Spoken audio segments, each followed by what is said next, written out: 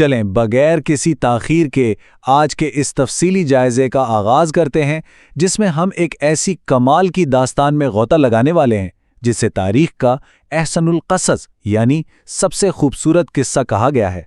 ذرا تصور کریں، ایک اندھے کنویں کی گہرائی سے لے کر مصر کے سب سے اونچے تخت تک کا سفر کتنا زبردست ہے نا؟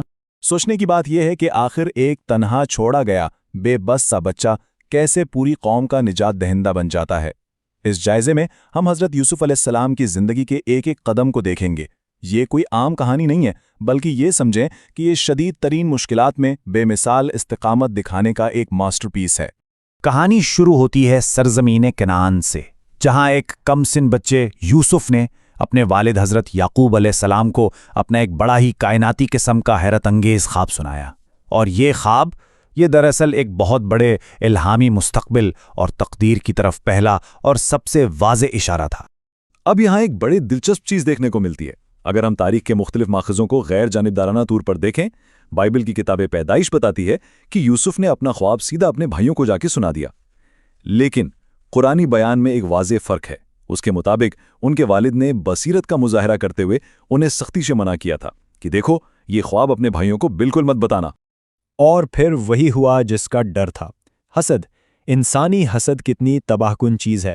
سوتیلے بھائیوں نے مل کر یوسف کو راستے سے ہٹانے کا منصوبہ بنایا، اور حیرت کی بات دیکھیں، انہوں نے اپنے آسان گناہ کو یہ کہہ کر درست ثابت کرنے کی کوشش کی کہ بس ایک بار یہ کر لیں، اس کے بعد ہم توبہ کر کے نیک لوگ بن جائیں گے۔ کمال کی خود فریبی ہے نا؟ پھر وہ فیصلہ کن دن آیا جب بھائی یوسف کو اپنے ساتھ کھیتوں میں لے گئے۔ یہاں بھی ہمیں بائبل اور اسلامی ماخذ میں ایک علمی فرق نظر آتا ہے۔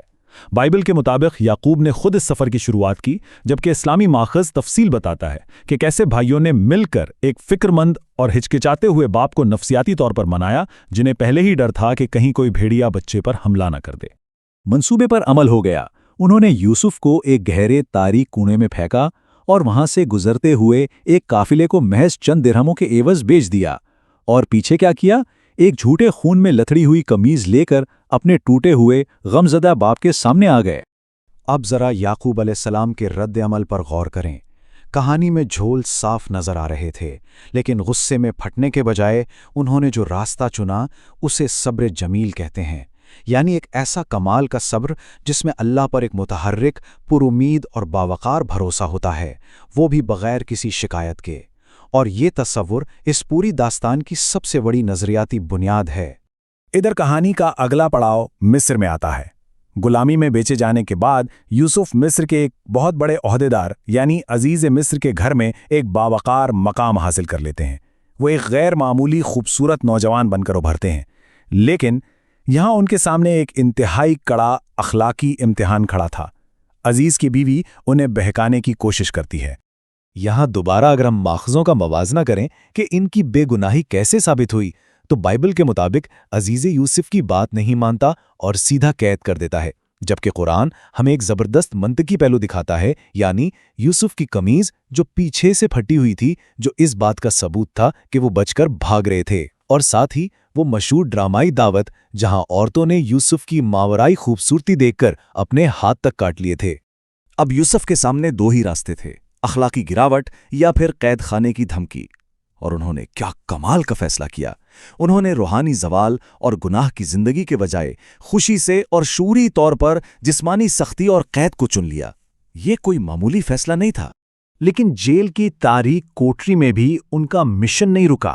جب بادشاہ کے دو قیدی خادموں نے ان سے اپنے خوابوں کی تعبیر پوچھی تو انہوں نے فوراً جواب نہیں دیا، بلکہ انہوں نے پہلے بڑی خوبصورتی سے اپنے عقیدے اور توحید کی منطقی تبلیغ کی، اور اس کے بعد انہیں بالکل درست تعبیر بتائی کہ ان میں سے کون بچے گا اور کون مارا جائے گا۔ ذرا اس پورے ٹائم لائن کو دیکھیں۔ بچپن کنعان کے اندھے کنویں میں، پھر جوانی مصر کی غلامی میں، پھر عزیز کا گھر، اور اس کے بعد سالہ سال کی ناحق قید۔ یہ دہائیوں پر محیط انتظار کا وقت تھا۔ یہ چیز ہمیں بتاتی ہے کہ یوسف اور ان کے والد کا صبر کس بے پناہ اور وسیع پیمانے کا تھا۔ واقعی حیرت انگیز۔ اور پھر حالات پلٹتے ہیں۔ مصر کا بادشاہ ایک بڑا ہی عجیب اور پریشان کن خواب دیکھتا ہے۔ 7 دبلی گائیں 7 موٹی گایوں کو کھا رہی ہیں، اور 7 ہری اور 7 سوکھی بالیاں۔ سارے مشیر پریشان، کسی کو کچھ سمجھ نہیں آ رہا۔ تب اس خادم کو اچانک یاد آتا ہے کہ ارے جیل میں تو ایک ایسا غیر معمولی انسان بیٹھا ہے جو خوابوں کی بالکل سچی تعبیر جانتا ہے۔ اور جب بادشاہ نے خواب سنایا تو یوسف نے صرف تعبیر نہیں بتائی، انہوں نے پورا کا پورا ایک زبردست معاشی اور زرعی ماسٹر پلان دے دیا کہ 7 سال فصلیں اگاؤ، اناج کو بالیوں میں ہی محفوظ رہنے دو تاکہ اگلی 7 سالہ خوفناک خوشحالی میں سے تقسیم کیا جا سکے۔ سوچیں، اس ایک حکمت عملی نے بعد میں لاکھوں انسانوں کی جانیں بچائیں۔ جب بادشاہ کی طرف سے ان کی رہائی کا پروانہ آیا تو کیا انہوں نے فوراً باہر آنے کے لیے دوڑ لگا دی؟ بالکل نہیں۔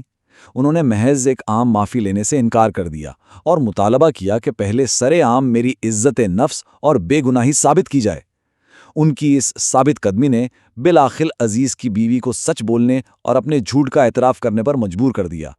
ویسے یہاں ایک بڑا زبردست اور حیران کن تاریخی فیکٹ بھی ہے۔ بائبل میں یوسف کے دور کے حکمران کو فرعون بھی کہا گیا ہے، لیکن قرآن صرف بادشاہ کا لفظ استعمال کرتا ہے، اور تاریخ ہمیں بتاتی ہے کہ فرعون کا لفظ تو دراصل 1479 قبل مسیح میں تھوتمس ٹیچا سے شروع ہوا تھا، جو یوسف کے دور کے بہت بعد کی بات ہے نا کمال کی باریکی؟ یہ مطالعے کا ایک بہت ہی دلچسپ پہلو ہے۔ خیر، بادشاہ یوسف کی اس غیر معمولی ذہانت سے اتنا متاثر ہوا کہ اس نے آنے والے قحط سے نمٹنے کے لیے انہیں پورے مصر کے خزانوں کا نگران بنا دیا۔ ذرا تصور کریں، ایک تنہا لاوارث قیدی سے ایک پوری سلطنت کا سب سے طاقتور اور قابل اعتماد محافظ۔ یہ ہے اس علم اور حکمت کا نتیجہ جو خدا نے انہیں عطا کیا تھا۔ اور پھر قدرت کا کیسا عجیب کھیل سامنے آتا ہے۔ وہی بھائی جنہوں نے یوسف کو کنویں میں پھینکا تھا، اب قحط سے مجبور ہو کر غریبوں کی طرح اناج کی بھیک مانگنے مصر پہنچتے ہیں۔ وہ عین اسی بھائی کے سامنے کھڑے ہیں، لیکن انہیں ذرا بھی اندازہ نہیں کہ یہ طاقتور حکمران دراصل ہے کون۔ حالات کی تبدیلی اور ڈرامائی ستم ظریفی کی اس سے بڑی مثال کیا ہوگی؟ دوسری طرف کنعان میں حضرت یعقوب ہمیں توکل کا ایک شاندار عملی نمونہ دکھاتے ہیں۔ وہ اپنے بیٹوں کو سفر کے لیے پوری عملی حفاظتی تدابیر تو سمجھاتے ہیں، لیکن ساتھ ہی اپنا حتمی فیصلہ اور بھروسہ مکمل طور پر اللہ کی رضا اور اس کے منصوبے پر چھوڑ دیتے ہیں۔ یہ زبردست توازن، یہی تو اصل توکل ہے۔ ادھر مصر میں یوسف ایک الہامی اور بڑی ذہین قانونی تدبیر اپناتے ہیں۔ وہ شاہی پیالہ اپنے چھوٹے سگے بھائی بنیامین کے سامان میں رکھوا دیتے ہیں۔ اس کا مقصد کیا تھا؟ چھوٹے بھائی کو اپنے پاس روکنا اور بڑے بھائیوں کے کردار کا وہ حتمی امتحان لینا جس نے انہیں مکمل بے بسی اور عاجزی کی حالت میں لا کھڑا کیا۔ اور پھر وہ لمحہ آتا ہے، جذبات کا وہ عروج، جب یوسف اپنی اصل پہچان ظاہر کر دیتے ہیں۔ اتنے سالوں کا دکھ، اتنی بڑی سازش، لیکن وہ کیا کہتے ہیں؟ آج تم پر کوئی ملامت نہیں، کوئی بدلہ نہیں، بس اپنے حیرت زدہ بھائیوں کو ایک فوری اور غیر مشروط معافی۔ یہ واقعی رونگٹے کھڑے کر دینے والا اور کمال درجے کی سخاوت کا لمحہ ہے۔ جب قافلہ واپس کنعان لوٹتا ہے تو ان کے پاس یوسف کی قمیص ہوتی ہے، وہی قمیص جسے حضرت یعقوب کے چہرے پر ڈالا جاتا ہے، اور معجزاتی طور پر اس غمزدہ باپ کی کھوئی ہوئی بینائی واپس آ جاتی ہے۔ سوچیں ذرا، دہائیوں پہلے ایک قمیص نے دھوکے اور جھوٹے خون کا کام کیا تھا، آج وہی قمیص سچائی، شفایابی اور امید کا ایک خوبصورت ذریعہ بن کر لوٹ آئی۔ بالآخر پورا خاندان مصر کا سفر کرتا ہے اور تخت پر بیٹھے یوسف کے سامنے سجدہ ریز ہو جاتا ہے۔ اس طرح وہ بچپن کا کائناتی خواب 100% سچ ثابت ہوا۔ یہ ایک ایسا زبردست کلائمیکس ہے جو ثابت کرتا ہے کہ ان دیکھے پر دہائیوں کا صبر اور یقین کبھی رائے گاہ نہیں جاتا۔ جیسا کہ ہمارا آج کا یہ جائزہ ختم ہو رہا ہے، ایک بڑا گہرا سوال ہمارے سامنے کھڑا ہے۔ یہ جو صبر جمیل اور توکل کے سدا بہار اصول ہم نے آج دیکھے، کیا ہم انہیں آج اپنے مشکل ترین حالات میں اپنا سکتے ہیں؟ کیا اس داستان کے ذریعے ہم اپنی ذاتی مشکلات کو دیکھنے اور سہنے کا زاویہ بدل سکتے ہیں؟